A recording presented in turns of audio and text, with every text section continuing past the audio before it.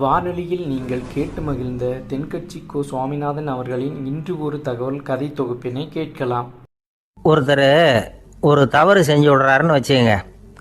உடனே நீ செஞ்சது தவறு அப்படின்னு சொல்கிறது ஒரு வகை. அதுக்கு பதிலாக எது சரின்னு அவர் புரிந்து கொள்ள உதவி செய்கிறது இன்னொரு வகை. இந்த ரெண்டாவது வகை இருக்குது பாருங்கள், நிர்வாக இயலில் இது ரொம்ப முக்கியம். அலுவலகத்தில் வேலை பார்க்குற ஒருத்தர் முக்கியமாக தெரிஞ்சுக்க வேண்டியது என்ன தெரியுமா? சக ஊழியர்கள்கிட்ட எப்படி பழகணும், மேலதிகாரிகள்கிட்ட எப்படி பழகணும், தனக்கு கீழே வேலை செய்கிறவங்கக்கிட்ட எப்படி பழகணும், வாடிக்கையாளர்கள்கிட்ட எப்படி பழகணும், இவங்க எல்லார்கிட்டையும் செம்மையான உறவை ஏற்படுத்திக்கிறது எப்படி. இதையெல்லாம் சொல்லிக் கொடுக்குற பாடம் தான் இன்டர் பர்சனல் ஸ்கில், திறமையான உறவு அப்படிங்கிறது. எந்த வேலையில் இருந்தாலும் சரி, இந்த உறவுகளை வளர்க்கும் திறன் உள்ளவங்க சீக்கிரம் முன்னுக்கு வந்துடுறாங்க. மற்றவங்க கிட்ட உறவை பலப்படுத்திக்கிறது எப்படி அப்படின்னு தெரிஞ்சுக்கிட்டோம்னா எந்த ஒரு தடையையும் சுலபமாக தாண்டி செய்கிற தொழிலில் முன்னுக்கு வந்துடலாம். ஹார்வர்டு பல்கலைக்கழகத்தில் ஒரு கணக்கெடுப்பு பண்ணி பார்த்தாங்களாம். பார்க்குற வேலையில் எது மாதிரி குணாதிசயம் உள்ளவங்க வேகமாக முன்னுக்கு வர்றாங்க அப்படின்னு தெரிஞ்சுக்கிறதுக்காக இந்த கணக்கெடுப்பு. வெவ்வேறு துறையில் வேகமாக முன்னுக்கு வந்திருக்கிற பல பேரை சந்தித்து இந்த சர்வேயை நடத்தியிருக்கிறாங்க. அவங்க கண்டுபிடிச்சி சொல்லியிருக்கிற உண்மை என்ன தெரியுமா? ஒருத்தர் ஒரு வேலையில் இருந்தால் அது சம்பந்தப்பட்ட சப்ஜெக்ட் பற்றிய அறிவு 35% இருந்தால் போதுமா. ஆனால் உறவுகளை வளர்க்கக்கூடிய திறன், இன்டர் பர்சனல் ஸ்கில்லு 65% வேணும். இப்படி உள்ளவங்க சீக்கிரம் முன்னுக்கு வந்துவிடுறாங்களாம். அதனால் ஒருத்தருக்கு வேலை சரியாக புரியலைன்னா கூட விவரமாக மற்றவங்கக்கிட்ட பழகிறது எப்படின்னு புரிஞ்சால் போதும், அவர் முன்னுக்கு வந்துடலாம். அலுவலகங்களில் மட்டும் இல்லை, எல்லா இடங்கள்லேயும் இது ரொம்ப முக்கியம். வீட்டுக்குள்ளேயும் இது ரொம்ப முக்கியம், வீட்டுக்கு வெளியேயும் இது முக்கியம். அடுத்தவங்கக்கிட்ட பழகிறது எப்படிங்கிறத தெரிஞ்சிக்காதவன் வாழ்க்கையில் முன்னேற முடியாது. இன்றைக்கி ஆயுதங்களால் காயப்படுத்தி கொள்ளுகிறவர்களை விட வார்த்தைகளால் காயப்படுத்தி கொள்ளுகிறவர்கள் தான் அதிகம். பெரியவங்க என்ன சொல்கிறாங்க தெரியுமா?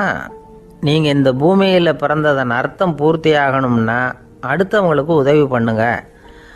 அடுத்தவங்களுக்கு உதவி செய்ய முடியாவிட்டால் கூட பரவாயில்லை, ஆனால் யாரையும் புண்படுத்தி விடாதீங்க அப்படின்னு சொல்கிறாங்க.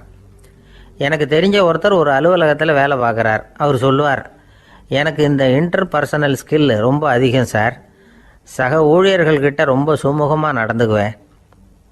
என் கூட வேலை பார்க்குற ஒருத்தருக்கு ஏதாவது ஒரு கஷ்டம்னா அந்த சமயத்தில் அவர் செய்ய வேண்டிய வேலையை நான் செஞ்சிருவேன் சார் அப்படிம்பார். நான் அவர்கிட்ட சமீபத்தில் அப்படி ஏதாவது செஞ்சுருக்கீங்களா அப்படின்னு கேட்டேன். செஞ்சுருக்கேன் சார். போன வாரம் புதன்கிழமை ஆஃபீஸில் என் பக்கத்து சீட்டுக்காரருக்கு வயிற்று வலி. ஒரு சராசரி மனிதனுடைய இயல்பு என்ன? இன்பம் வந்தால் துள்ளி குதிப்பான், துன்பம் வந்தால் சோர்ந்து போய் ஒரு மூலையில் உட்காந்துருவான். இவன் தான் சராசரி மனிதன். ஆனால் ஒருத்தன் இன்பம் வந்தால் அதுக்காக மகிழ்ச்சி அடையிறதில்ல, துன்பம் வந்தால் அதுக்காக சோர்ந்து போகிறதில்ல அப்படின்னு வச்சுக்கோங்க. அப்படி இருந்தால் அவன் சாதாரண ஆள் கிடையாது. ஒரு ஊரில் ஒரு ஞானி இருந்தார். அவரை தேடிட்டு ஒரு பெரியவர் வந்தார். ஐயா, ஞானத்தில் சிறந்த ஞானம் எது அப்படின்னு கேட்டாராம். இதுக்கு அந்த ஞானி என்ன பதில் சொன்னார் தெரியுமா? இன்பத்தினால மகிழ்ச்சி அடையாமலும் துன்பத்தினால சோர்வு அடையாமலும் இருக்கிறது தான் அந்த ஞானம், பெரிய ஞானம் அப்படின்னாராம். சரி சுவாமி, அப்படிப்பட்ட ஞானம் உங்களுக்கு எப்படி வந்ததுன்னு கேட்டிருக்காரு இவர். அதை நான் ஒரு கழுதைகிட்ட இருந்து கற்றுக்கிட்டேன் அப்படின்னாராம் அவர். இவருக்கு ஒன்றும் புரியல, ஒரு மாதிரியாக முழிச்சிருக்கிறார். இதை அவர் புரிஞ்சுக்கிட்டார். நீங்கள் நாளைக்கு காலையில் நம்முடைய ஆசிரமத்துக்கு வாங்க, புரிய வைக்கிறேன்னாராம். சரின்னு அவர் போயிட்டார். மறுநாள் காலையில் ஆசிரமத்துக்கு வந்து சேர்ந்தார். ஞானி அவரை கூப்பிட்டு உட்கார வச்சார். வாங்க, வந்து இப்படி உட்காருங்க, கொஞ்சம் நேரத்தில் இந்த வழியாக ஒரு கழுதை போகும், அதை கவனித்து பாருங்கன்னாராம். இவருக்கு இன்னமும் ஒன்றும் புரியாமல் போச்சு, ஒரே குழப்பம். இருந்தாலும் அந்த ஞானி சொன்னது மாதிரியே உட்காந்துருக்கிறார். கொஞ்சம் நேரத்தில் அந்த வழியாக ஒரு கழுதை போச்சு. அது முதுக நிறைய அழுக்கு மூட்டைகள், அதை சுமந்துக்கிட்டு போகுது. ஒரு சலவை தொழிலாளி அதை ஓட்டிகிட்டு போகிறார். கொஞ்சம் தூரத்தில் ஒரு ஆறு இருக்குது. அங்கே போய் துணியெல்லாம் சுத்தப்படுத்திக்கிட்டு சாயந்தரமாக திரும்பி இந்த வழியாகவே வருவாங்க. ஞானி சொன்னது மாதிரியே இந்த பெரியவர் அழுக்கு மூட்டையை சுமந்துக்கிட்டு போகிற அந்த கழுதையை கவனித்தார். கழுதை போயிட்டுது. அதுக்கப்புறம் ஞானியை திரும்பி பார்த்தார். இப்போ அந்த ஞானி சொன்னார், சாயந்தரம் வரைக்கும் நீங்கள் இங்கேயே இருக்கணும்னார். அதே மாதிரி இவர் இருந்தார். சாயந்தரமாக அந்த ஞானி சொன்னார், ஐயா, இப்போ கொஞ்ச நேரத்தில் அந்த கழுதை இந்த வழியாக திரும்பி வரும், அதையும் கவனித்து பாருங்கன்னார். இவரும் கவனித்து பார்க்குறார். கழுதை வந்தது. அது முதுகில் சலவை செய்யப்பட்ட துணி மூட்டை. அது பாட்டுக்கு சுமந்துக்கிட்டு போய்கிட்டு இருக்குது. பெரியவருக்கு ஒன்றும் புரியல, பொறுமை இழந்துட்டார். சரி சுவாமி, இந்த கழுதைக்கும் உங்கள் ஞானத்துக்கும் என்ன சம்பந்தம் அப்படின்னார். இப்போ அந்த ஞானி விளக்கினார். ஐயா, இந்த கழுதை இதே மாதிரி தினமும் காலையில் அழுக்கு மூட்டைகளை சுமந்துக்கிட்டு ஆற்றுக்கு போகுது, மாலையில் வெண்மையான சுத்தமான துணிகளை சுமந்துக்கிட்டு திரும்பி ஊருக்கு போகுது. காலையில் இது போகும்பொழுது முதுகில் அழுக்கு மூட்டைகளை சுமந்துக்கிட்டு போகிறோமேங்கிற வருத்தமும் அதுக்கு கிடையாது. சாயந்தரம் திரும்பி வரும்பொழுது சுத்தமான துணிகளை சுமந்துக்கிட்டு வர்றோமேங்கிற மகிழ்ச்சியும் அதுக்கு இல்லை. இதை பார்த்து தான் நானும் அது மாதிரி ஞானத்தை கற்றுக்கிட்டேன் அப்படின்னாராம். அதனால் யார் கற்றுக் கொடுக்குறாங்க அப்படிங்கிறத விட எதை கற்றுக்கிறோம் அப்படிங்கிறது தான் முக்கியம். ஒரு சினிமா பார்க்குறோம், ஒரு அருவி கொட்டுறது மாதிரி காட்சி வருது, தண்ணீர் வழியுது. படம் முடிஞ்சதும் பார்த்தீங்கன்னா அந்த திரை என்ன நனைஞ்சு போயா இருக்கும். ஒரு தீப்பிடிச்சு எரியிற காட்சியே சினிமாவில் பார்க்குறீங்க, காட்சி முடிஞ்சதும் அந்த வெண் திரையே கருகி போயா இருக்கும். படத்தில் வர்ற தண்ணீரும் நெருப்பும் அந்த திரையை பாதிக்கிறது இல்லை. நாம் அந்த திரை மாதிரி இருக்கிறதுக்கு கற்றுக்கணுமா. அந்த பக்குவம் வந்துவிட்டதுன்னா இன்பமும் துன்பமும் நம்ம எதுவும் செய்யாது. ஒரு சினிமாவை பார்க்குற வரைக்கும் சிரிக்கலாம், அழலாம். பார்த்துட்டு வெளியில் வரும்பொழுது அழுதுகிட்டே வரக்கூடாது. ஒருத்தர் வந்தார், அப்படி படம் முடிஞ்சு வெளியில் வரும்பொழுது அருவி மாதிரி கண்ணீர் சிந்திக்கிட்டே வரார். ஏன் சார் படம் அவ்வளவு சோகமா அப்படின்னு கேட்டார். இன்னொருத்தர், இல்லை சார், கூட்டம் ரொம்ப குறைச்சல் சார், மொத்தம் படம் பார்க்க வந்தவங்களே 15 பேர் தான் சார் அப்படின்னார் கண்ணீரை தொடச்சிக்கிட்டே. அதுக்கு நீங்கள் ஏன் சார் அழறீங்கன்னு ஒரு ஊரில் ஒரு துறவி இருந்தார், புத்த சமய துறவி. அந்த ஊர் மன்னன் அவரை பற்றி கேள்விப்பட்டிருக்கான். ஒரு நாள் புறப்பட்டு போனான், துறவியின் பாதங்களை தொட்டு வணங்கினான். அதுக்கப்புறம் சொன்னான், ஐயா, நான் உங்களை அரண்மனைக்கு அழைச்சிட்டு போகிறதுக்காக வந்திருக்கிறேன், இனிமே நீங்கள் இங்கே எதுக்கு இருக்கணும் அப்படின்னானா. அவன் மனசுக்குள்ளே என்ன நினைப்புன்னா, இவர் எங்கே வர போகிறாரு, நான் ரொம்ப எளிமையானவன், எனக்கு எதுக்கு அரண்மனை வாசம்னு சொல்லிவிடுவார் அப்படின்னு நினச்சிருக்கான். ஆனால் அந்த துறவி என்ன பண்ணார் தெரியுமா, அப்படியா, சரி போகலாம், வா, போய் உன் ரதத்தை கொண்டுட்டு வா, அரண்மனைக்கு போகும்பொழுது அதுக்கு தகுந்த மாதிரி ஆடம்பரமாக போகணும் அப்படின்னு விட்டாரான். துறவி இப்படி சொன்னதும் அந்த மன்னனுக்கு மனசுக்குள்ளே சந்தேகம் வந்துட்டுது. இவர் உண்மையிலேயே துறவி தானா, ஏமாத்து பேர் வழி மாதிரி தெரியுதே அப்படின்னு நினச்சிருக்கான். இருந்தாலும் இனிமேல் என்ன பண்ணுறது, சொல்லியாச்சு. ரதத்தை கொண்டுகிட்டு வந்தான். துறவி ஏறி உட்காந்தார். பக்கத்தில் ராஜா. அவர் ரொம்ப உற்சாகமாக வரார், இவன் ரொம்ப சோர்ந்து போய் வரான். துறவி மரத்தடியிலேயே வாழ்ந்து பழக்கப்பட்டவர், அரண்மனையில் எளிமையாக ஒரு இடத்துல உட்காந்துக்குவார் அப்படின்னு நினச்சான். ஆனால் அப்படி இல்லை. அரண்மனைக்கு வந்த உடனே அந்த துறவி அதை கொண்டுட்டு வா, இதை கொண்டுட்டு வான்னு சொல்லி உத்தரவு போட ஆரம்பிச்சுட்டார். அரண்மனையில் இருந்தால் அரசனை மாதிரி இருக்கணும் அப்படிங்கிறார். ராத்திரி பூரா சௌகரியமாக தூங்கினார். பகலில் அரண்மனை தோட்டத்தில் உலாவ வேண்டியது, நீச்சல் குளத்தில் குளிக்க வேண்டியது, இப்படியே பொழுது போக்கிட்டு இருக்கிறார். அந்த அரண்மனையில் துறவி மகிழ்ச்சியாக இருக்கிறார். மன்னனால் அப்படி இருக்க முடியல. அவருக்கு எந்த கவலையும் இல்லை, இவனுக்கு அரசாங்க கவலைகள். துறவி அப்படி இருக்கிறத இவனால் தாங்கிக்க முடியல. ஒரு நாள் அவர்கிட்டயே போய், நான் உங்ககிட்ட கொஞ்சம் பேசணும்னு நானாம். துறவி பார்த்தார். நான் இந்த அரண்மனைக்கு வரும்பொழுதே நீ என்னமோ என்கிட்ட கேட்கணும்னு நினைச்ச, ஏன் காலதாமதம், நீ அனாவசியமாக உன்னையே தொந்தரவு பண்ணிகிட்டு இருக்கிற, நீ கவலையாக இருக்கேங்கிறது எனக்கு புரியுது. நான் மரத்தடியில் இருந்தப்போ கூட என்னை அடிக்கடி சந்திச்சுக்கிட்டு இருப்பேன், ஏதாவது விளக்கம் கேட்கறது உண்டு. இங்கே வந்த பிறகு என்னை சந்திக்கிறது கூட அபூர்வமாக போயிட்டுது. நீ இப்போ என்ன கேட்க போறேங்கிறது எனக்கு தெரியும், இருந்தாலும் கேள் அப்படின்னாராம். வேற ஒன்றும் இல்லைங்க, இப்போ உங்களுக்கும் எனக்கு என்ன வித்தியாசம், 2 பேரும் அரண்மனையில் தான் இருக்கிறோம். நீங்கள் மகிழ்ச்சியாக இருக்கிறீங்க, நான் அப்படி இருக்க முடியல. இவ்வளவுக்கும் நீங்கள் முன்னாடி இருந்தது மாதிரி இல்லை. தினமும் தங்க தேர் கேட்குறீங்க, உயர்தரமான ஆடைகள் அணிகிறீங்க, சுவையான சாப்பாடு. இப்படி இருக்கிறப்போ உங்களுக்கும் எனக்கு என்ன வித்தியாசம்? இதுதான் மன்னனுடைய கேள்வி. இதுக்கு பதில் சொல்கிறேன், என் கூட புறப்பட்டு வா, இந்த நகரத்துக்கு வெளியில் போவோம் அப்படின்னு சொல்லி அரசனை கூப்பிட்டுக்கிட்டு ஊர் எல்லைக்கு சேர்ந்தார் துறவி. அங்கே போய் சொன்னார், இதை பாருப்பா, இந்த இடத்த தான் தேடிக்கிட்டு இருந்தேன், இனிமே நான் திரும்பி வர போறதில்ல, நீ என்னோட வர்றியா திரும்பி போறியா அப்படின்னார். நான் எப்படிங்க உங்க கூட வர முடியும், என்னுடைய நாடு, என்னுடைய சொத்துக்கள், மனைவி, மக்கள் எல்லாத்தையும் விட்டுட்டு எப்படிங்க வர்றதுன்னா. இப்போ அந்த துறவி சொன்னார், இப்போ வித்தியாசத்தை தெரிஞ்சுக்கிட்டியா, நான் அரண்மனையில் இருந்தேன், எல்லா வித பொருள்களும் உடையவனா இருந்தேன், ஆனால் எதையும் சொந்தம் கொண்டாடுறவனா இருக்குல்ல. ஆனால் நீ அப்படி இல்லை, எல்லாத்தையும் சொந்தம் கொண்டாடிக்கிட்டு இருக்கிற. இதுதான் நமக்குள்ள வித்தியாசம் அப்படின்னு சொன்னார். அரண்மனை ஆடைகளை அப்படியே கலைஞர் அரசங்கிட்ட கொடுத்தார். உன்னுடைய ஆடைகளை நீயே வச்சுக்கோன்னார். அவர் பாட்டுக்கு நடந்து போனார், திரும்பியே பார்க்கல. அரசனுக்கு அப்போதான் தன்னுடைய அறியாமை விளங்குச்சான். இதிலிருந்து நாம் புரிஞ்சிக்க வேண்டியது என்னன்னா, இந்த உலகத்தில் எத்தனையோ பொருள்கள், அதையெல்லாம் முறையாக பயன்படுத்தினா மகிழ்ச்சி. அதை விட்டுட்டு அதுக்கெல்லாம் சொந்தம் கொண்டாட ஆரம்பித்தா கவலை. நம்ம ஆட்கள் சொந்தம் கொண்டாடுற விதமே தனி. ஒரு ஆள் இன்னொருத்தங்கிட்ட ஒரு கொடை கடன் வாங்கியிருந்தான், திருப்பி கொடுக்கல. கொடையை கொடுத்தவன் கேட்டான், என்கிட்ட கடன் வாங்கினிய கொடை, அதை கொஞ்சம் திருப்பி தர்றியான்னா. அது உனக்கு இப்போ அவசரமாக தேவைப்படுதா அப்படின்னு கேட்டான் இவன். எனக்கு தேவைப்படலை, அந்த கொடையை நான் யாருக்கிட்ட வாங்கியிருந்தேனோ அவனுக்கு இப்போ அது அவசரமாக தேவைப்படுது அப்படின்னானா அந்த ஆள். ஒரு பெரிய அரசன் இந்த உலகம் பூராவையும் ஆண்டுகிட்டு இருந்தான். ரொம்ப காலம் அப்படி அரசாட்சி பண்ணிக்கிட்டு இருந்தான். திடீர்னு அவனுக்கும் சில எதிரிகள் முளைச்சாங்க. அவங்கெல்லாம் ஒன்று சேர்ந்து இவனை தோற்கடிச்சுட்டாங்க. தோற்று போனதும் இவனுக்கு பயம் வந்துட்டுது, எங்கே எதிரிகள் நம்ம கொண்டுடுவாங்களோ அப்படின்னு. வெளியில் வந்தால் தனக்கு ஆபத்துன்னு பயந்துக்கிட்டு யாருக்கும் தெரியாமல் ஒரு குகைக்குள்ளே போய் பதுங்கி கிடக்கிறான். நிலைமையை பாருங்கள். முதல் நாள் அரண்மனையில் அதிகாரம் பண்ணிக்கிட்டு இருந்தவன் மறுநாள் குகையில் பயந்து போய் பதுங்கி கிடக்கிறான். ராத்திரி நேரம் வந்தது, பசி வயத்தை கிள்ளுது, பிச்சை எடுத்து சாப்பிட வேண்டிய நிலைமை. பிச்சை எடுக்கிறதுக்கு பாத்திரம் வேணுமே, என்ன பண்ணுறது அப்படின்னு அங்கேயும் இங்கேயும் பார்க்குறான். ஒரு மூலையில் யாரோ விட்டுட்டு போன ஒரு ஓடு கிடக்குது. அதை எடுத்துக்கிட்டு புறப்பட்டான். இருட்டில் வழி புரியல. ஏதோ ஒரு யூகத்தில் காலை மெதுவாக எடுத்து வச்சு நடந்து போயிட்டுருக்கிறான். வழியில் ஒரு கருப்பு நாய் படுத்து கிடந்தது. இருட்டில் அவன் இது கண்ணுக்கு சரியாக தெரியல, அவனுக்கு தவறி போய் காலை வச்சுட்டான். அது மேலே நாய் சும்மா இருக்குமா, வள்ளுன்னு விழுந்து கடிச்சு விட்டுது. காலை பார்க்குறான், காலத்தையும் நினச்சி பார்க்குறான். அரண்மனையில் வீரக்கழல் அணிந்த காலை உடைய மன்னா அப்படின்னு புகழ்வாங்களே புலவர்கள்லாம். ஆனால் அது இன்றைக்கி நாய் கடித்த காலம் ஆகிட்டுதே அப்படின்னு நினைக்கிறான். அது மட்டும் இல்லை, முன்னாடியெல்லாம் பொற்கிண்ணங்களில் தான் அவன் சாப்பிடுவான். ஆனால் இப்போது உடஞ்சி போன ஓட்டு, அது ஓட்டை கையில் வச்சுக்கிட்டு நிற்கிறான். அதில் ஏதாவது யாராவது சாப்பாடு போடுவாங்களான்னு. முன்னாடியெல்லாம் நிறைய பேர் அரண்மனைக்கு வருவாங்க. அரசருக்கு காணிக்கைன்னு சொல்லி இவன் காலடியில் கொண்டாந்து கொட்டுவாங்க. அப்போல்லாம் இவன் அந்த ஜனங்களுடைய முகத்தை திரும்பி கூட பார்க்கறதில்ல, ரொம்ப கர்வமாக உட்காந்துருப்பான்.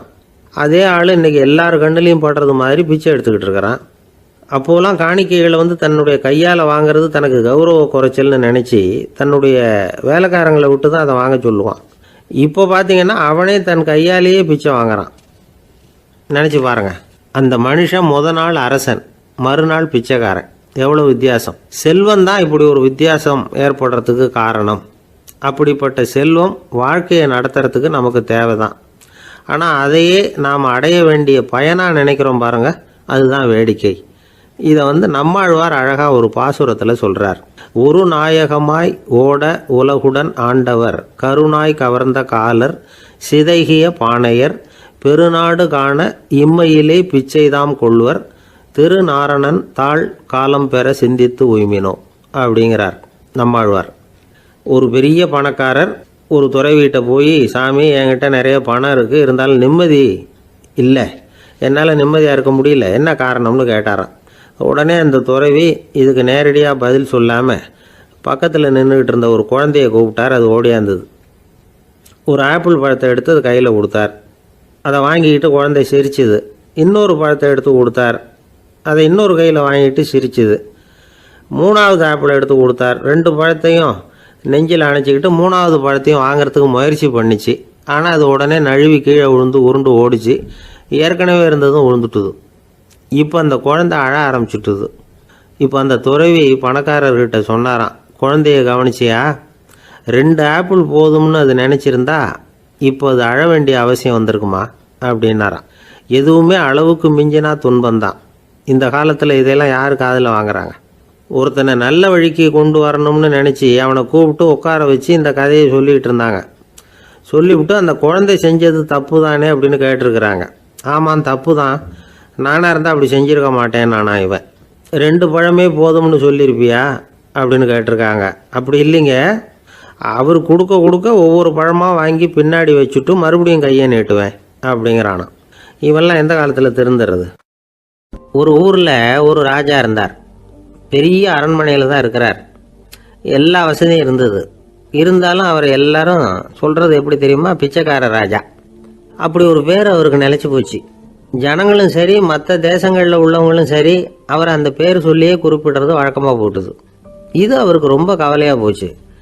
என்ன இது, நம்மளை தேடி வர்றவங்களுக்கெல்லாம் நாம் சோறு போடுறோம், நம்ம புகழ்ந்து பாடல் ஏற்றி கொண்டு வர்ற புலவர்களுக்கெல்லாம் அவங்க எப்படி வந்தாலும் ஒருவேளை சோறு போடணுங்கிறது உத்தரவு. இவ்வளவுலாம் செஞ்சும் நம்மளை போய் பிச்சைக்கார ராஜான்னு எல்லாரும் சொல்கிறாங்களே, அது ஏன், எதுக்காக அப்படி சொல்கிறாங்க? இதுதான் ராஜாவுக்கு குழப்பம். சரி, இதை பற்றி நம்ம அமைச்சர்கள்கிட்ட கேட்கலாமா அப்படின்னு யோசனை பண்ணார். இந்த விஷயத்தை போய் அவங்கக்கிட்ட எப்படி கேட்கறதுன்னு அவருக்கு தயக்கமாக இருந்தது. கௌரவ குறைச்சலாக தெரிஞ்சுது அவருக்கு. சரி, சாதாரண குடிமக்கள்கிட்ட இதை பற்றி கேட்கலாமா அப்படின்னு யோசனை பண்ணார். கேட்கலாம். ஆனால் அவங்க யாரும் ராஜா முன்னாடி வந்து நின்று தைரியமாக பேசக்கூடிய அளவுக்கு இல்லை. ராஜாவோட குழப்பம் நாளுக்கு நாள் அதிகமாக போச்சு. கடைசியாக அவர் ஒரு முடிவுக்கு வந்தார். அதாவது இதை பற்றி ஒரு பிச்சைக்காரங்கிட்டே கேட்டு பார்த்துட்டா என்ன. இதுதான் அவர் பண்ண முடிவு. உடனே மாறு வேஷம் போட்டுக்கிட்டு நகர்வலம் போனார். ஒரு பிச்சைக்காரனை கண்டுபிடிச்சார். இதை பாருப்பா, நம்ம ராஜாவை எல்லாரும் பிச்சைக்கார ராஜான்னே சொல்கிறாங்களே, அதுக்கு என்ன காரணமாக இருக்கும் அப்படின்னு கேட்டார். அதுக்கு அவன் சொல்கிறான், இதுக்கான பதிலை இன்னும் ஒரு 30 நாளில் சொல்கிறேன் அப்படின்னா. உடனே இவருக்கு சந்தோஷம். உண்மையை அவங்ககிட்ட சொன்னார். நான் வேற யாரும் இல்லை, நான் தான் இந்த நாட்டு ராஜா. இப்போ நீ என் கூடவே வந்துடு, அரண்மனையிலேயே தங்கிக்கோ. 30 நாள் கழித்து எனக்கு பதில் சொல்லிவிட்டு அதுக்கப்புறமா நீ போகலாம் அப்படின்னு சொல்லி அழைச்சிட்டு வந்துட்டார். அரண்மனையில் ஒரு மூலையில் அவன் தங்கறதுக்கு இடம் கொடுத்தார். தினம் 2 வேளையும் இவனுக்கு சோறு போடுங்க அப்படின்னு உத்தரவு போட்டார். ராஜா கொடுத்த இடத்துல போய் உக்காந்துக்கிட்டான் அந்த பிச்சைக்காரன். தினமும் அந்த அரண்மனையில் நடக்கிறதையெல்லாம் கவனிச்சிக்கிட்டு வந்தான். வேளைக்கு சாப்பாடு வரும், சாப்பிட்டுக்கிட்டு இருக்கான். இப்படி 30 நாள் முடிஞ்சுது. ராஜா வந்தார். என்ன, என்னோட கேள்விக்கு பதில் என்னன்னு கண்டுபிடிச்சிட்டியான்னார். கண்டுபிடிச்சிட்டேன்னா. என்ன எல்லாரும் பிச்சைக்கார ராஜான்னு சொல்கிறாங்களே, அது நியாயமாக படுதா உனக்குன்னு கேட்டார். நியாயமாக தான் படுது, சந்தேகம் இல்லாமல் நீங்கள் பிச்சைக்கார ராஜா தான். என்னதான் நீங்கள் வசதியோடவும் படைபலத்தோடவும் இருந்தால் கூட நீங்கள் எங்கள் வர்க்கத்தை சேர்ந்த ஆசாமி தான் அப்படின்னு அடித்து சொல்லிவிட்டான் அந்த ஆள். எதனால் அப்படி சொல்கிறேன்னு கேட்டார் இவர். அரசே, ஒரு உண்மையை கண்டுபிடிச்சி சொல்கிறதா நான் உங்ககிட்ட சொன்னேன். நீங்கள் ராஜ பரம்பரைன்னா உடனே உங்கள் கழுத்தில் கிடக்கிற முத்து மாலையை கழட்டி பரிசாக கொடுத்துருப்பீங்க, பொண்ணையும் மணியையும் கொடுத்துருப்பீங்க. ஆனால் நீங்கள் அப்படி செய்யலை. என்னை ஒரு மூலையில் உட்கார வச்சு 2 வேளை சோறு போட சொன்னீங்க. உங்களை தேடி யார் வந்தாலும், யார் பாராட்டி பேசினாலும் அல்லது பிரச்சனைகளை சொன்னாலும் நீங்கள் செய்கிற ஒரே காரியம் சோறு போடுறது தான். பிச்சைக்காரனுக்கு சோறு மட்டும்தான் உலகம். உங்கள் விஷயத்திலையும் நீங்கள் அப்படி தான் நினைக்கிறதாக தெரியுது. நல்லா கவனிங்க. எந்த ஒரு பிரச்சனைக்கும் சோறு தான் முடிவுன்னு நினைக்கிறீங்க பாருங்கள். நீங்கள் சந்தேகமில்லாத எங்களை சேர்ந்த ஆளு தான் அப்படின்னு விட்டான் அந்த பிச்சைக்காரன். அதுக்கப்புறம் தான் அந்த ராஜா தன்னுடைய தவறுகளை எல்லாம் தேர்த்திக்கிட்டாராம். பசின்னு வர்றவங்களுக்கு சோறு தான் போடணும், அது தப்பு இல்லை. பாராட்ட வர்றவங்களுக்கெல்லாம் சோத்தையே போட்டு அனுப்புனா இப்படி தான் பேர் வரும். எனக்கு தெரிஞ்ச ஒருத்தர் தினமும் யாராவது ஒருத்தரை தன் வீட்டுக்கு அழைச்சிட்டு போவார், சாப்பாடு போட்டு அனுப்புவார். முன்னறிவிப்பு இல்லாமல் திடீர்னு ஒரு விருந்தாளியோட வீட்டில் போய் இவர் நிற்கிறது வழக்கம். அந்த அம்மாவும் இவருக்காக தயார் பண்ணி வச்சிருந்ததை இவர் அழைச்சிட்டு வந்திருக்கிற விருந்தாளிக்கு போட்டுருவாங்க. விருந்தாளி சாப்பிட்டுட்டு போனதுக்கப்புறம் இவர் மனைவி கிட்ட உனக்கு சிரமம் வேணாம் அப்படின்னு சொல்லிவிட்டு பக்கத்தில் உள்ள ஒரு ஹோட்டலுக்கு போய் காசு கொடுத்து சாப்பிட்டுட்டு வந்துடுவார். பல நாள் இப்படி நடக்கும். ஒரு நாள் அவரை தனியாக கூப்பிட்டுக்கிட்டு போய் ஏன் இப்படி பண்ணுறீங்கன்னு கேட்டோம். அதுக்கு அவர் சொல்கிறாரு, எங்கள் வீட்டு சாப்பாட்டிலேருந்து தப்பிக்கிறதுக்கு எனக்கு வேற வழி எதுவும் தெரியல சார், அதனால தான் இப்படி பண்ணிகிட்டு இருக்கிறேன் அப்படின்னார் ரொம்ப பரிதாபமாக. ஒரு ராஜா இருந்தார். நாடு பூராவும் நிறைய மரங்களை நட்டு வளர்க்கணுங்கிறது அவரோட ஆசை. தானே அதுக்கு முன்மாதிரியாக இருக்கணும்னு நினைச்சார். அரண்மனையை சுற்றி மரங்களை நட்டு வளர்த்தார். இதை பார்த்துட்டு ஜனங்களும் அவங்கவுங்க வீட்டை சுற்றி மரக்கன்றுகளை நட்டு வளர்த்தாங்க. கொஞ்ச காலத்தில் ஊர் பூரா பசுமையாக மாறிச்சு. எல்லாருக்கும் சந்தோஷமாக இருந்தது. இது ஒரு பக்கம் இருக்கட்டும். இப்போ நான் சொல்ல போகிற கதை வேற. அதாவது அந்த ராஜா ஒரு நாள் தன்னுடைய அரண்மனையை சுற்றி இருக்கிற விதவிதமான மரங்களை எல்லாம் போய் பார்த்தார். எப்படி இருக்கிறீங்க அப்படின்னு ஒவ்வொரு மரத்துக்கிட்டையும் விசாரிச்சாராம். எந்த மரமும் சந்தோஷமாக இருக்கிறதா தெரியல. அதுக்கும் மனசில் ஒரு குறை. முதல்ல ஆலமரத்துக்கிட்ட போனார். அது சொல்லிச்சு, மண்ணா நான் நல்லா பெருசாக வளர்ந்துருக்கிறேன், அடர்த்தியாக இருக்கிறேன், கிளையெல்லாம் 4 பக்கமும் நல்லா படர்ந்து தான் இருக்குது, இருந்தாலும் எந்த பிரயோஜனமும் இருக்கிறதா தெரியல எனக்கு. என்னுடைய பழம்லாம் ரொம்ப சின்னதாக இருக்குது, என் கண்ணுக்கு சரியாக புறப்பட மாட்டேங்குது. நான் இருக்கிற சைஸுக்கு என்னுடைய கிளையில் இருக்கிற பழம்லாம் எவ்வளவு பெருசாக இருக்கணும், அது இத்தினூண்டு இருக்கிறது எனக்கு பெரிய அவமானமாக இருக்குது. இப்படி இங்கே நின்றுக்கிட்டு இருக்கிறதே ரொம்ப கூச்சமாக இருக்குது. ஒரு நல்ல புயல் வந்ததுன்னா பேசாமல் சாஞ்சு விடலாமான்னு பார்க்குறேன் அப்படின்னு புலம்புது ஆலமரம். சரி இருக்கட்டும்னு நினச்சிக்கிட்டு ராஜா அடுத்தபடியாக ஒரு அத்தி மரத்துக்கிட்ட போனார். அதுவும் புலம்ப ஆரம்பிச்சுட்டுது. நான் கூட பெரிய மரம் தான், இல்லை இலையெல்லாம் அழகாக தான் இருக்குது, பழம் அழகாக இருக்குது, இருந்தாலும் உள்ள விஷயம் இல்லையே, அத்தி பழத்தை புட்டு பார்த்தா அத்தனையும் சொத்த அப்படின்னு பழமொழியே உண்டாயிட்டுதே. இப்படி ஒரு கெட்ட பேரோடு நான் இருக்கணுமா அப்படின்னு புலம்புது அது. சரி இது இருக்கட்டும் அப்படின்னு சொல்லி அடுத்தபடியாக வேப்ப மரத்துக்கிட்ட போனார். அது தன்னுடைய வேதனையை வெளியிட்டது. எனக்கு எவ்வளவோ மருத்துவ குணங்கள்லாம் இருக்கிறதா சொல்லிக்கிறாங்க, இருந்தாலும் என்ன பிரயோஜனம், என்னுடைய பழத்தை மனிதர்கள் யாரும் விரும்பி சாப்பிட்றது இல்லையே அப்படின்னுது. ராஜா அடுத்தாப்புல இருந்து ஒரு பனை மரத்துக்கிட்ட போனார். நான் நல்லா உயரமாக தான் வளர்ந்துருக்கிறேன், மற்ற மரங்கள்லாம் என்னை அண்ணாந்து தான் பார்க்கணும், இருந்தாலும் என்கிட்ட நிழலுக்காக யாரும் ஒதுங்கிறது இல்லையே அப்படின்னுது. என்ன இது எல்லா மரமும் இப்படி திருப்தி இல்லாமல் இருந்துகிட்டு இருக்குதே அப்படின்னு நினச்சிக்கிட்டே ராஜா அடுத்தபடியாக அங்கே இருந்த ஒரு பைன் மரத்துக்கிட்ட போனார். அழகாக உயரமாக பசுமையாக தான் இருந்தது, ஆனால் பழமோ பூவோ கிடையாது. அதை நினச்சி அது வருத்தப்பட்டுக்கிட்டு இருக்குது. ஓக் மரம் அது ஒன்று நின்றுட்டு இருந்தது. அது என்ன சொல்லிச்சுன்னா, இலையுதிர் காலத்தில் என் மேலே இருக்கிற எல்லா இலைகளும் உதிர்ந்து போடுது, முடி கொட்டின மனிதர்கள் மாதிரி மொட்டையாக நான் நிற்க வேண்டி இருக்குது, என்ன வாழ்க்கை இது அப்படின்னு சொல்லி அழுத்துக்கிட்டது. சரி புளிய மரம் என்ன சொல்லுது பார்ப்போம்னு அதுகிட்ட போனால், என்னுடைய நிழலில் யாருமே தங்க மாட்டாங்க, உடம்புக்கு சூடுன்னு ஒதுங்கி போயிடுவாங்க, அடிமரத்தை பார்த்தீங்கன்னா பட்டையெல்லாம் உறிஞ்சி பார்க்கறதுக்கே கேவலமாக இருப்பேன் அப்படின்னுது அது. முருங்கை மரம் என்ன சொல்லிச்சு தெரியுமா, என்னுடைய இலை காயெல்லாம் சாப்பிட்றவங்களுக்கு சத்து கொடுக்கறது வாசவம்தான், ஆனால் என் உடம்புல சத்தே கிடையாது, கொஞ்சம் வேகமாக காற்று அடிச்சதுன்னா முறிஞ்சி விழுந்துடுறேன், என்ன வாழ்க்கை இது அப்படின்னு சொல்லி அது வருத்தப்பட்டது. ராஜா யோசனை பண்ணார், என்ன இது மரங்கள் பூமியின் வரங்கள்னு சொல்கிறோம், மழை பெய்யறதுக்கு அதுதான் காரணம், பூமி செழிப்பாக இருக்கிறதுக்கும் அதுதான் காரணம், வீடு கட்டுறதுக்கு மரம், நாற்காலி செய்ய உபயோகப்படுத்துறதுக்கும் அதுதான் உபயோகப்படுது, மனுஷனுக்கு வேண்டிய ஆகாரங்களையும் கொடுக்குது, இப்படிலாம் இருந்தும் எல்லா மரமும் நிம்மதி இல்லாமல் இருந்துகிட்டு இருக்குதே அப்படின்னு நினைச்சார். அப்போ அங்கே இருந்த ஒரு மகிழ மரம் அவர் கண்ணில் பட்டுது. அந்த மரம் மட்டும் கொஞ்சம் நிம்மதியாக மகிழ்ச்சியாக இருக்கிறது மாதிரி தெரிஞ்சுது.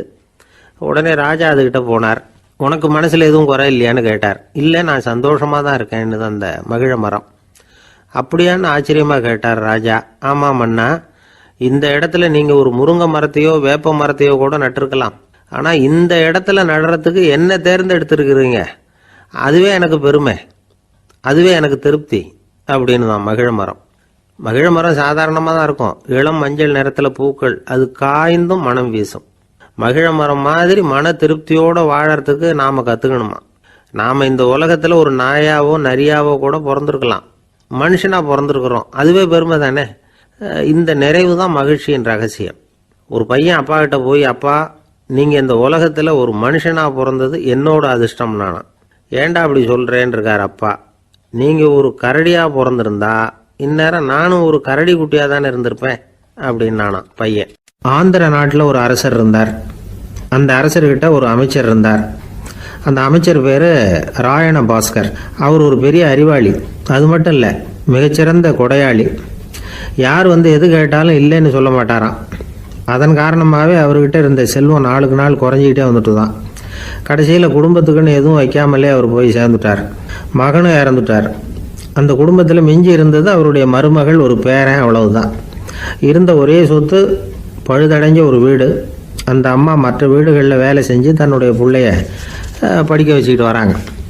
அந்த புள்ள ஒரு பெரிய வள்ளலுடைய பேரன்கிறது அந்த பள்ளி வாத்தியார்களுக்கும் தெரியும். அதனால் அவங்களும் இவங்ககிட்ட கொஞ்சம் அன்பாகவும் அக்கறையாகவும் பழகி பாடம் சொல்லி கொடுத்துக்கிட்டு இருக்கிறாங்க. ஒரு நாள் ஒரு புகழ்பெற்ற கவிஞர் ஒருத்தர் அந்த பள்ளிக்கூடத்துக்கு வந்திருக்கிறார். ஆசிரியர்கள்கிட்ட பேசிக்கிட்டு இருந்தப்போ ஒரு செய்தியை சொன்னாராம். ராயண பாஸ்கருங்கிற வள்ளல் எனக்கு நிறைய உதவிகள் செஞ்சிருக்கார், என்னை பாராட்டி பரிசுகள்லாம் கொடுத்துருக்கிறார், அந்த வள்ளல் வாழ்ந்த கிராமத்தை பார்க்கணுங்கிறதுக்காக தான் இப்போ இங்கே வந்திருக்கிறேன் அப்படின்னாராம். ஆசிரியர் உடனே இந்த பையனை கூப்பிட்டு, இதை பாருங்கள், இவன் யார் தெரியுமா, நீங்கள் குறிப்பிடுகிற அந்த வள்ளலின் பேரன் அப்படின்னு அறிமுகப்படுத்தினாராம். கவிஞரின் கண்களில் ஆனந்த கண்டீர். அந்த பரவச நிலையிலேயே அந்த வள்ளலை பற்றி கவி பாட ஆரம்பிச்சுட்டாராம். இந்த சின்ன பையன் அதை கேட்டிருக்கிறான். உடனே என்ன பண்ணான் தெரியுமோ, தன் கையில் அணிஞ்சிருந்த ஒரு பொன் வளையலை கழட்டி அந்த கவிஞருக்கு பரிசாக கொடுத்துட்டானான். எல்லாருக்கும் ஆச்சரியம். தாத்தா இருக்கும் நிலையில் கொடுத்தார், பேரன் இல்லாத நிலையிலையும் கொடுக்குறான். பையனை எல்லாரும் பாராட்டினாங்களாம். இருந்தாலும் அவனுக்குள்ள ஒரு பயம் எதுவும் ஆரம்பமாச்சு. பள்ளிக்கூடம் விட்டு வீட்டுக்கு வரும்பொழுது அந்த பயம் இன்னும் அதிகமாயிட்டுது. அம்மா என்ன சொல்லுவாங்களோ தெரியலையே, ஏதோ திடீர்னு தோணிச்சு வளையல கட்டி கொடுக்கணும்னு கொடுத்துட்டோம். குடும்பம் இருக்கிற நிலையில் இப்படி நான் செஞ்சது தப்பா? வீட்டு செலவுக்கே அம்மா எவ்வளவு கஷ்டப்படுறாங்க, வீட்டுக்கு போனதும் என்ன நடக்குமோ தெரியலையே அப்படின்னு நினச்சி பயந்துக்கிட்டே அவன் வீட்டுக்குள்ளே அடி எடுத்து வைக்கிறான். அம்மா கூப்பிட்டு சாப்பாடு போட்டாங்க. அவங்க கண்ணில் படக்கூடாதுங்கிறதுக்காக ஒரு கையை பின்னாடி மறைச்சிக்கிட்டே இருந்தான். அம்மா இதை கவனிச்சிட்டாங்க. ஏய், உன் கையை ஏன் அப்படி வச்சிருக்கிற, உன் கைக்கு என்னாச்சு, ஏதாவது அடிபட்டு போச்சா அப்படின்னு கேட்டுக்கிட்டே கையை எடுத்து பார்க்குறாங்க. வளையல காணலை. வளையல் எங்கே அப்படின்னு கேட்குறாங்க. இவன் தயங்கிக்கிட்டே நடந்ததை சொல்கிறான். அதை கேட்டதும் அந்த அம்மாவோட முகம் கோபத்தால் சவுந்து போச்சான். முட்டாளே, என்ன காரியம் பண்ண அப்படின்னு கன்னத்தில் அரைஞ்சிட்டாங்களாம். அம்மா, என்னை அடிக்காத, ஏதோ தெரியாமல் தப்பு பண்ணிட்டேன் அப்படின்ட்டுருக்கான். மகனே, வளையலை கொடுத்ததுக்காக நான் உன்னை அடிக்கலை அப்படிங்க, பின்ன எதுக்கு அடித்தேன்னு கேட்டிருக்கான். உன் பாட்டனார் ஒரு பெரிய வள்ளல், அவர் எதையும் பாதி வேலையை செய்கிறதில்ல. அவருடைய பேரை நீ அரைகுறை வேலை செஞ்சுட்டு வந்திருக்கிற அப்படின்னாங்களாம். என்னம்மா சொல்கிறேன்ருக்கான். நீ ஒரே ஒரு வளையலை மட்டும்தானே கட்டி கொடுத்துருக்குற, கொடுக்குறதா இருந்தால் ரெண்டையும் சேர்த்துல கொடுத்துருக்கணும், அதுதானே உங்கள் தாத்தாவுக்கு பெருமை அப்படின்னாங்களாம். அம்மா, தெரியாமல் இப்படி செஞ்சுட்டேன், உங்கள்கிட்டையும் அரை வாங்கிட்டேன் அப்படி இப்படின்னு அவன் சொல்லியிருக்கிறான். இப்போ அம்மா கொஞ்சம் இருங்க, அந்த கவிஞர் இன்னைக்கு நம்ம ஊரில் தான் தங்கியிருப்பார், நாளைக்கு காலையில் தான் அவர் எங்கே இருக்காருன்னு விசாரித்து இன்னொரு வளையலையும் கொடுத்துட்றேன் அப்படின்ட்டுருக்கான். மகனே, நல்ல செயல்களையெல்லாம் நாளைக்குன்னு ஒத்தி போடாத, நாளைக்கு என்ன நடக்குங்கிறது யாருக்கு தெரியும், இப்போவே போ, எங்கே இருக்காருன்னு பாரு அப்படின்ட்டுருக்காங்க. மகன் புறப்பட்டான். பள்ளி ஆசிரியர்கிட்ட போய் கேட்டானா அந்த கவிஞர் எங்கே இருக்காருன்னு. அவர் சொன்னாராம். உடனே போய் அவர் இருக்கிற இடத்துல கதவை தட்டியிருக்கான். ராத்திரி நேரத்தில் இவனை கண்டதும் அவருக்கு ரொம்ப ஆச்சரியம். இவன் இன்னொரு கை வளையலையும் எடுத்து நீட்டியிருக்கான். அவர் திகைச்சு போய் நிற்கிறார். அவரால் என்ன பண்ணுறதுன்னே தெரியல, ஆனந்த கண்ணீர். இது பெரியவர்கள் கூற கேட்ட ஒரு வரலாறு. இன்னைக்கு இப்படிப்பட்டவங்களை பார்க்க முடியுமா? வறுமை வள்ளல் தன்மையை ஒன்று செய்து விடாதுங்கிறதுக்கு இது ஒரு உதாரணம். ஒருத்தன் இன்னொருத்தனை பார்த்து கேட்டானா, எங்கள் தாத்தா உங்கள் தாத்தாவுக்கு 100 ரூபா கடன் கொடுத்துருக்கிறார், அதை எப்போ திருப்பி கொடுக்க போகிறேன்னு. கவலைப்படாத, எங்கள் பேரன் அதை உங்கள் பேரன்ட்ட திருப்பி கொடுத்துருவான் அப்படின்னு நானான் அவன். ஒரு ஊரில் ஒரு மன்னர் இருந்தார். அழகான அரண்மனையில் அவர் இருந்தார். அந்த அரண்மனையை விட அழகாக ஒரு மாளிகையை அந்த ஊர்லேயே வேற ஒருத்தன் கட்டியிருந்தான். அப்படி கட்டி முடித்ததில் அவனுக்கு ரொம்ப பெருமை. எத்தனையோ செல்வந்தர்கள்லாம் பார்த்துட்டு, இந்த மாளிகையை விலைக்கு கொடுத்துட்றியா, எவ்வளவு விலை சொன்னாலும் சரி, நாங்கள் வாங்கிக்கிறதுக்கு தயாராக இருக்கோம் அப்படின்னு சொல்லி கேட்டு பார்த்துட்டாங்க. நான் இதை விற்கிறதுக்கு தயாராக இல்லை அப்படின்னு சொல்லிவிட்டான். அவ்வளவு சிறப்பாக கலை அம்சத்தோடு அதை கட்டி முடிச்சிருக்கிறான். அதுவே ஒரு பெரிய அரண்மனை மாதிரி இருந்ததுன்னா பார்த்துங்களேன். சுற்றிலும் அழகான பூந்தோட்டம். ஒரு நாள் அவன் எங்கேயோ வெளியூர் போயிட்டு திரும்பி வந்துக்கிட்டு இருக்கிறான். அப்போது அந்த மாளிகை தீப்பெட்டி எரிஞ்சிக்கிட்டு இருக்கு. பதறி போட்டான். விலைக்கு கேட்டவங்க யாராவது இதை செஞ்சுருக்கணும், இல்லைன்னா மன்னரே செய்த சதியோ என்னவோ, இப்படிலாம் அவனுக்கு சந்தேகம். ஒரு மூலையில் உட்காந்து அழ ஆரம்பிச்சிட்டான். அந்த சமயத்தில் அவனுடைய மகன் அங்கே ஓடி வந்தான். அப்பா, அழாதீங்க, இதை நான் நேற்று ராத்திரியே நம்ம ஊர் மன்னருக்கு விற்றுட்டேன். இதை கட்டி முடிக்க நமக்கு எவ்வளவு செலவாச்சோ அதை போல் 3 மடங்கு விலைக்கு விற்றுட்டேன், கவலைப்படாதீங்க, இதை விட அழகான மாளிகையை நாம் புதுசாக கட்டிக்கலாம்னா. இதை கேட்டதும் அழுதுகிட்டு இருந்தவன் அழுகையை நிறுத்தினான். சிரிக்க ஆரம்பிச்சிட்டான். இதே இடத்த நான் மன்னர்கிட்ட இருந்து விலைக்கு வாங்குவேன், இதை விட அழகான மாளிகையை கட்டுவேன் அப்படின்னு சுற்றி நின்று எல்லார்கிட்டையும் சொல்லிக்கிட்டு இருந்தான். இந்த சமயத்தில் அவனோட இளைய மகன் ஓடி வந்தான். அப்பா, அண்ணன் சொன்னதெல்லாம் சரிதான், மன்னர்கிட்ட விலை பேசினதெல்லாம் உண்மைதான், ஆனால் விற்றது பேச்சு அளவில் தான். இனிமே தான் பத்திரம் வாங்கணும், எழுதணும், நீங்கள் கையெழுத்து போடணும், பதிவு பண்ணணும், மன்னர்கிட்ட பணம் வாங்கணும், அதுக்காகத்தான் உங்களை எதிர்பார்த்துக்கிட்டு இருந்தோம், அதுக்குள்ளே இப்படி ஆயிட்டுதுன்னா. இப்போ சிரிச்சுக்கிட்டு இருந்தவன் சிரிப்பை நிறுத்தினான். மறுபடியும் குழந்தை மாதிரி அழ ஆரம்பிச்சுட்டான். இது ஒரு சம்பவம். இதிலிருந்து என்ன தெரியுது? அந்த அழகான மாளிகை தன்னுடையது அப்படின்னு நினைக்கும் பொழுது அவனுக்கு அழுகை வந்தது.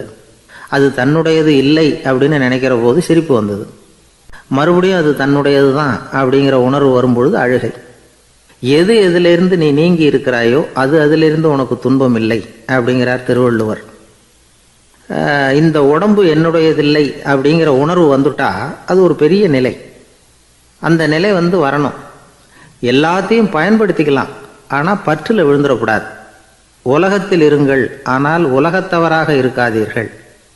உலகிற்குள் இருங்கள், உலகம் உங்களுக்குள் வந்துவிட அனுமதிக்காதீர்கள். விலகி இருங்கள், விழித்திருங்கள், மௌனமாய் பார்த்திருங்கள் அப்படிங்கிறது சான்றோர் கருத்து. செய்ய வேண்டிய கடமையிலிருந்து விலகி இருக்கிறவர்கள் நம்மகிட்ட நிறைய பேர் உண்டு. அப்படிப்பட்ட ஒருத்தர் டாக்டர்கிட்ட போனார். டாக்டர், நான் ஒரு கவர்மெண்ட் ஆஃபீஸில் வேலை பார்க்குறேன், எனக்கு ஒரே அசதியாக இருக்குது, என்னை சோதிச்சு பாருங்கள், ஆலோசனை சொல்லுங்கள் ஏதாவதுன்னார். டாக்டர் அவரை பரிசோதனை பண்ணி பார்த்துட்டு சொன்னார், இதோ பாரு, உனக்கு இப்போ தேவைப்படுறது முழு ஓய்வு. நீ எவ்வளவு சீக்கிரமாக ஆஃபீஸுக்கு போறியோ அவ்வளவுக்கு உனக்கு நல்லது அப்படின்னாராம்.